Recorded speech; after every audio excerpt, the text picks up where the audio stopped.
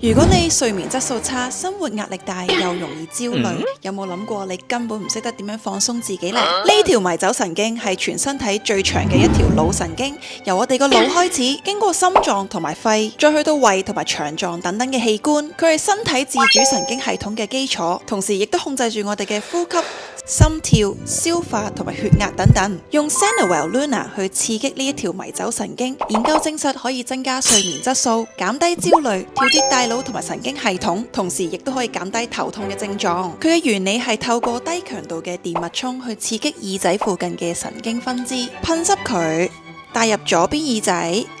開機調校到你想要嘅模式，咁我就去到呢個放鬆嘅 mode 啦，然後加大強度，感受到輕微嘅電流同埋震動就 OK 啦。20分鐘就可以放鬆我哋嘅神經系統。佢仲包咗本小冊子，佢教你用唔同嘅方法去調節迷走神經，而佢每個方法呢，仲附上 study 去 support 嘅咯，超專業。